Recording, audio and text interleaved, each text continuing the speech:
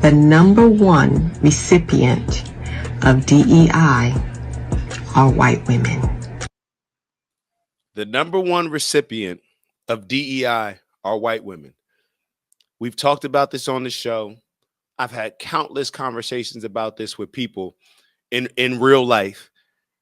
This is what I mean when I say Black people continue to hustle backwards and get bamboozled by liberal Democrats in order to push their agenda and act as if they're pushing an agenda for Black people.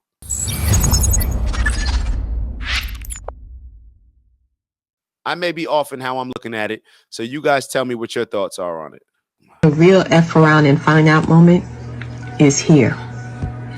A lot of people are looking at the Black community thinking that we are the recipients and benefactors of DEI programs and affirmative action programs. And I know affirmative action is no longer, but whenever they hear the term DEI or they hear the term affirmative action, they look to the Black community thinking that we are the benefactor. Now, here's some information for you. The number one recipient of DEI are white women.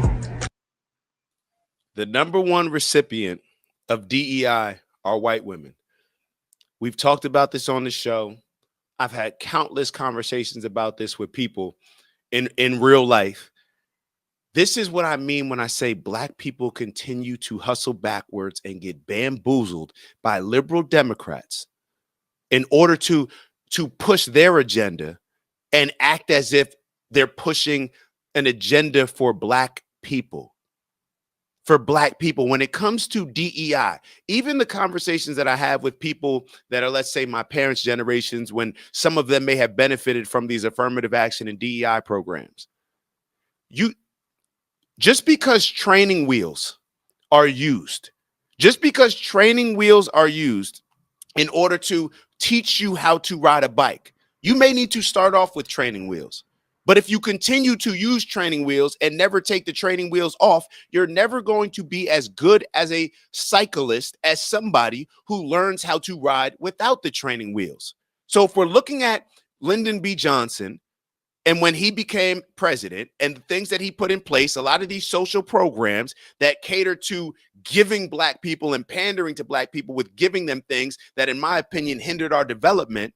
These are the training wheels that were placed on us. So let's say, okay, it helped in the 50s. It helped in the 60s. Are we going to continue to have these training wheels on forever?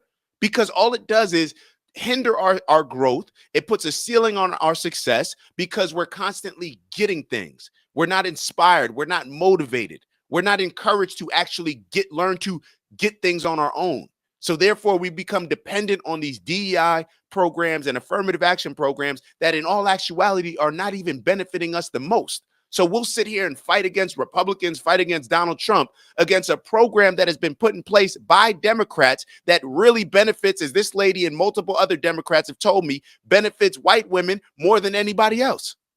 That is called hustling backwards. I don't hear white women on the forefront fighting for DEI as much as I hear Black people. They're just kind of sitting back. Maybe they're sitting back because they don't want people to realize what this woman just said, that it benefits them more than anybody else. But here we are, the silly ones, always fighting each other's battle. We always fight everybody else's battle, and nobody steps to the forefront to fight our battle. We're the ones that allow any and everybody to jump on board with the things that we're pushing, whether it was a large Latino population, whether it was the women's groups. And this has been going on from the 60s on. But then when all of these groups have their individual movements, they are not pushing anything that benefits Black people. This is how ignorant and how manipulated Black people have become, because it's all symbolism. You say, oh, DEI, Trump is racist for removing DEI. We don't even know the benefits of DEI. We don't even know the numbers. We don't even look at, okay, What's the impact of DEI? What's the impact of these programs? If DEI was such a great thing to solve issues, then why do we still need it? And why are we in a worse place in a lot of areas compared to when they first implemented those DEI programs? Just ask me that. Let's just deal with results here. But nobody deals with results. Emotional people deal with intent. Well, what's the intent? Oh, I think Donald Trump's a racist. I think that what's the logical people deal with results.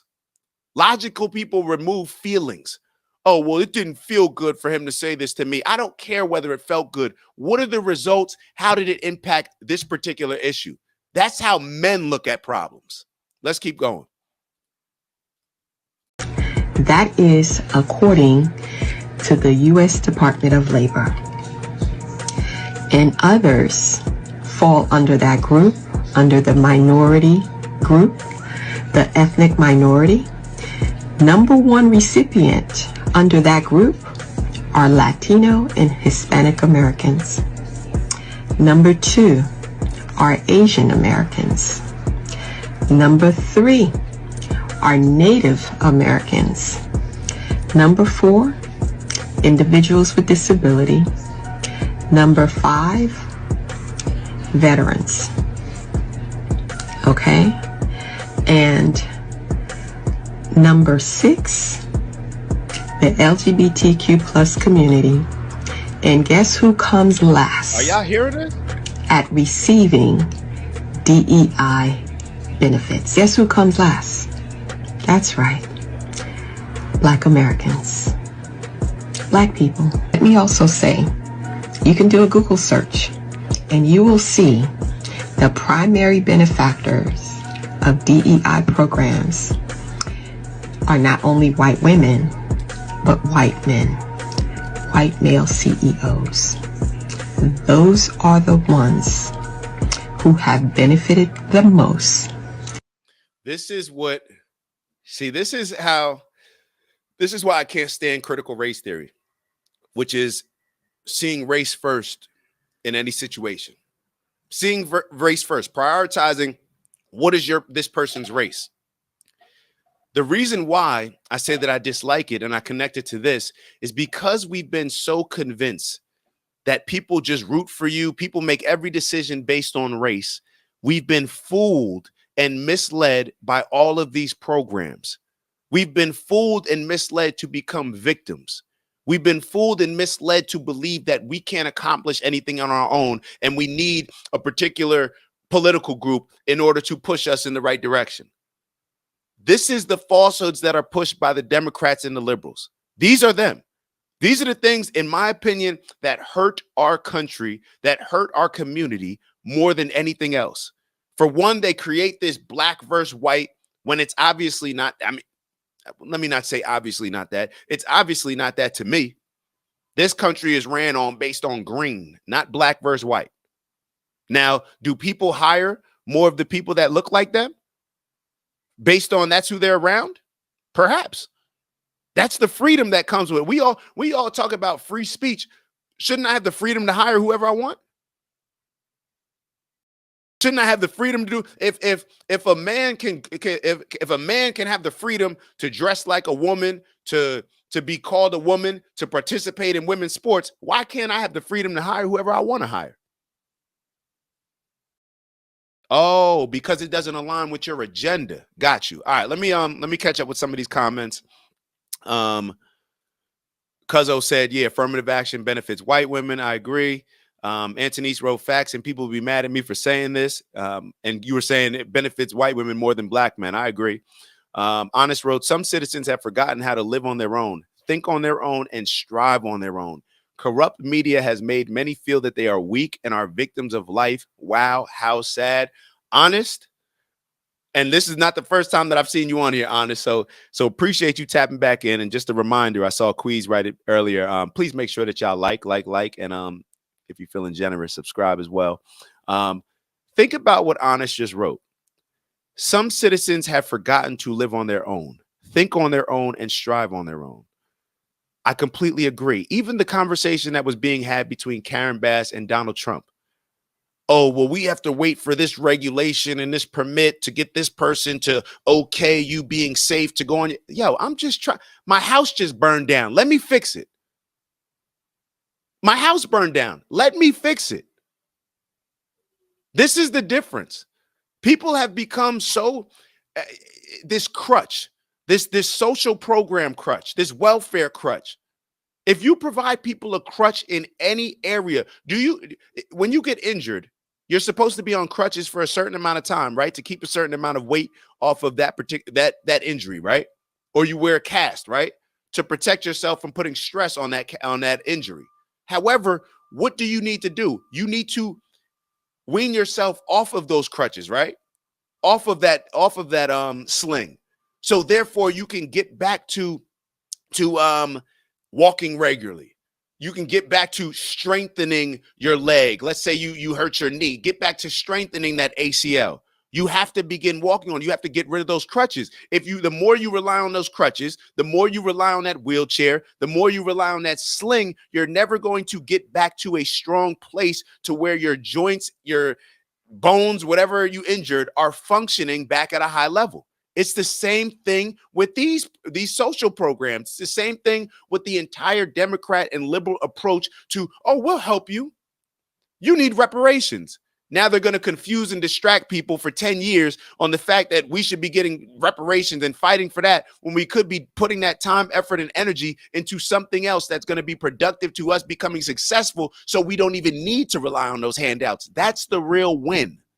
That's the real win. Corrupt media has made many feel that they are weak and victims of life. Wow, how sad. It's crazy. It's crazy. But for whatever reason, and think about it, think about this. Goes back to another thing when it comes to being a man and just maybe people in general. Even a lot of men have grown up so soft to where it's like, oh, I want things that make me feel good. As a man, what about what makes you feel good? Like when you're looking to grow, when you're looking to gain muscle, when you're looking to become more educated, it doesn't necessarily feel good. Staying up late to study doesn't necessarily feel good.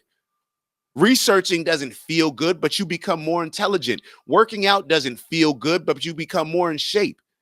But we live in a society that has pandered people with comfort, and that is exactly why we now have this chaotic place that we're living in now. Because who brings comfort to the table, mom or dad? Mom makes me feel more comfortable. Mom's going to give me a hug. Mom's going to be more lenient with the rules. And not to say that those things are not necessary from a nurturing standpoint. However, we've had such a unbalanced scale. So when the scale is not balanced, we see what happens right now. It's chaotic. So I'm not saying that now we should just move. And what ends up happening a lot of times where things, instead of being balanced, because balance is very hard, it's easier to be extreme. So it's just like let's say with the LGBTQ community. Let's say that the LGBTQ community was targeted. Let's say that they were mistreated. Let's say that they were oppressed. So now it's like they're going to fight so hard, and now the scale just gets tipped to the point where it's like now this shit is just getting crazy. We should push for balance, and we can't have balance when we're only rooting for one of two political parties because it's a lot easier for them to gain support by pushing extremism, which doesn't benefit the people. It only benefits the people that are pushing them because it keeps you dependent on them in order for you to have success because you've embraced this victimhood mentality. But that's just my opinion. Cuzzo said, I wrote a paper on this in college. You love it. Definitely tap in. Definitely tap in with that. I'm gonna have to read that paper from you. Is this on your X? Yeah, this is on my Instagram. I'll send it to you, Antonise. I'll send it to you after the show. Honest wrote, many have unfortunately put themselves in a category shaped by the media and corrupt groups that beg for more and more money. Brainwashing works when promises of self-promotion are believed to work.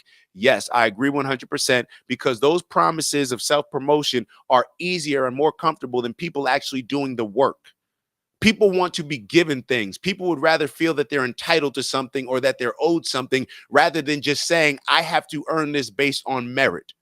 Because earning something based on merit is going through all that discomfort, all that hard work that people would rather not go to if they can just have the comfort of being given something and not even realizing how that actually cripples their development.